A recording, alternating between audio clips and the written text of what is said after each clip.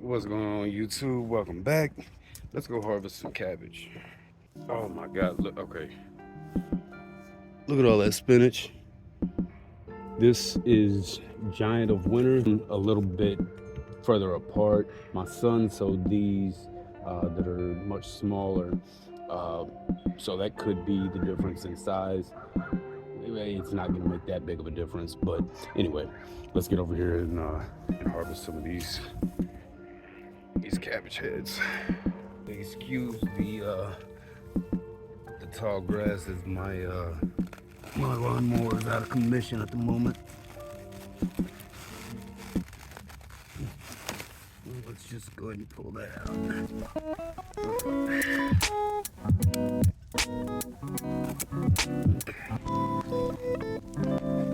That's a pretty decent size head of cabbage right there. That's gonna be dinner tonight. I'll clean that up in a minute. I wish I knew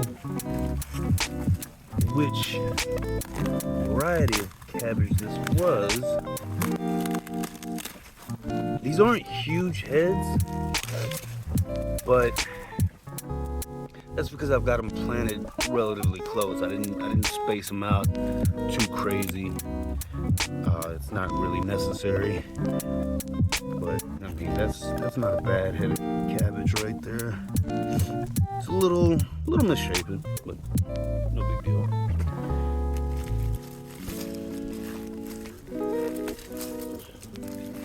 These could be a little bit more dense. I didn't fertilize super heavy. I gave them a little pre-plant fertilizer, and then didn't really fertilize after that. But that's a nice head. Maybe a pound and a half. I don't need anything bigger than that. I mean, it's just me, my mom, and my son, so it's not anything that needs to be massive. Now, if you wanted to grow really huge heads of cabbage, all you got to do, give them more space, more fertilizer, and more water. It's not all that complicated. This one is actually quite small, and all of this that I'm pulling off needs to go in the compost pile, but I think I'm going to leave it out here to keep the weeds at bay.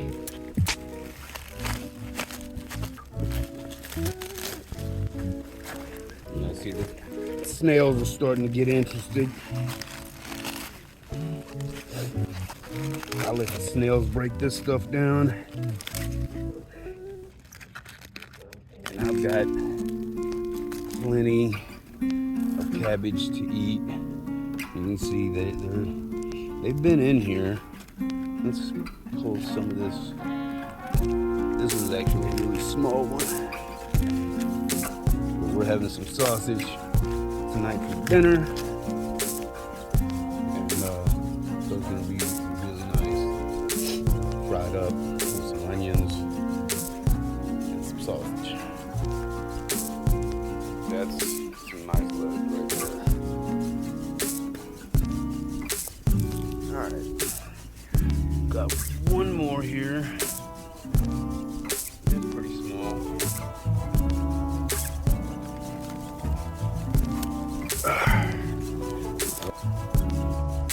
Alright. So, try to get in between these onions.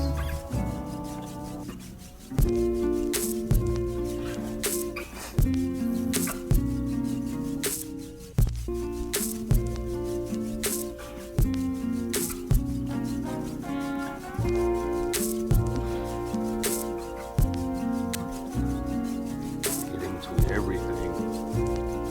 These weeds are not being very nice. Not playing fair. I'll at least get things mixed in and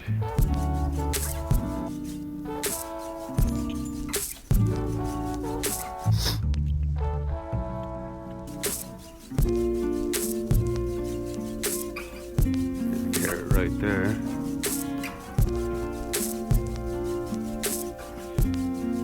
So the carrots actually got killed back by that Arctic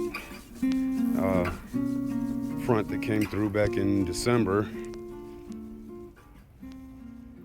But I mean, that bed doesn't look that bad.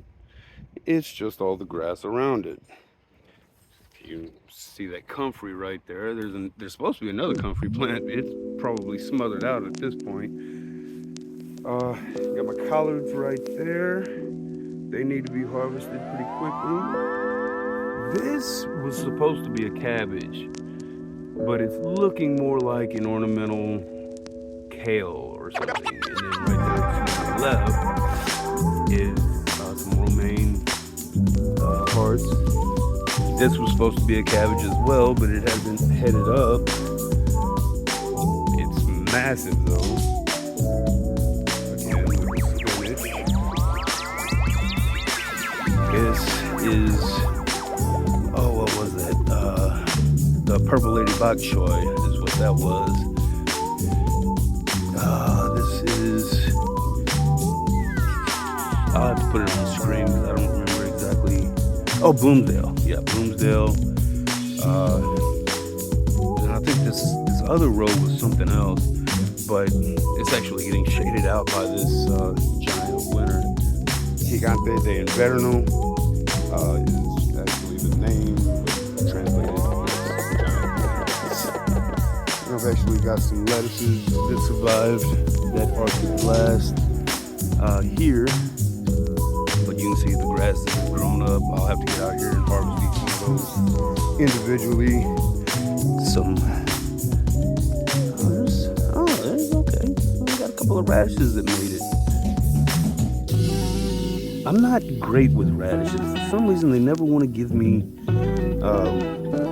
bulbs. Like, you know, they just don't really want to head up.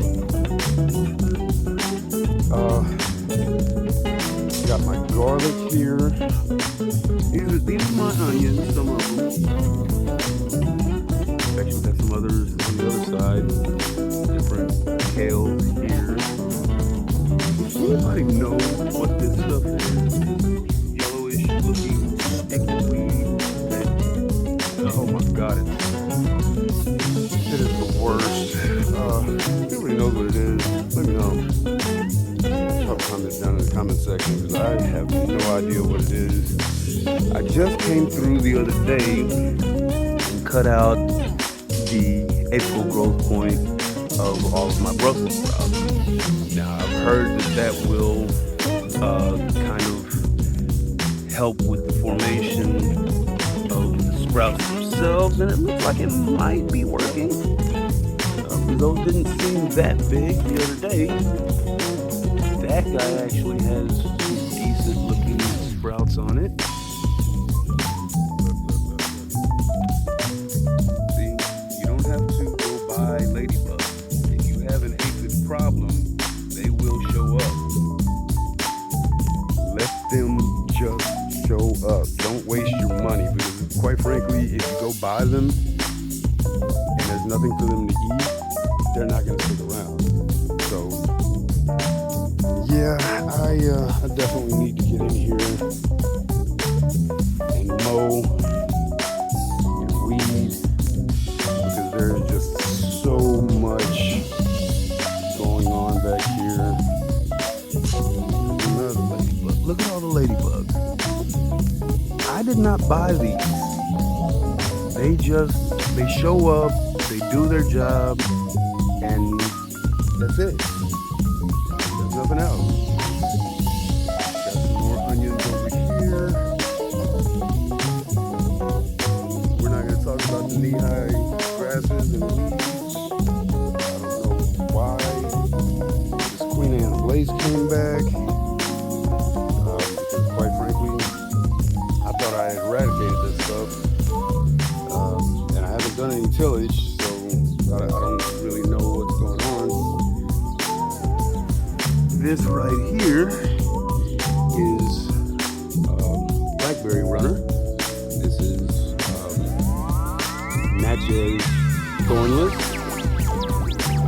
these up probably tomorrow. And I've got a lady, I've got 2 more over here, one there, one there,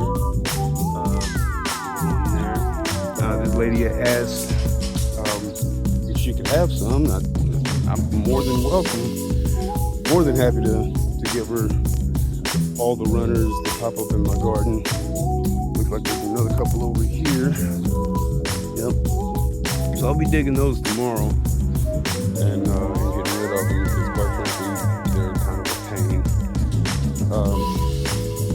Oh look, the purple ladybug tree decided to finally sprout. I re-sowed this little row, and I didn't think any of them was gonna come up.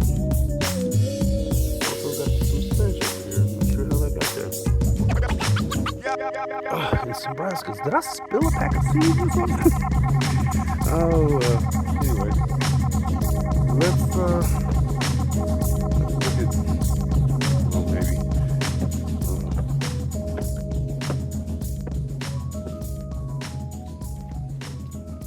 The garden is a mess, guys. I'm not gonna lie. Everything out here is a mess. These are some container. I've got some. These were romaines that are bolted. Some celery there. Kind of excited about the celery. The few peppers that I got to germinate, and we're gonna talk about this in another video. Why I've been having issues with pepper germination. I think I figured it out, but yeah, we'll talk about that later.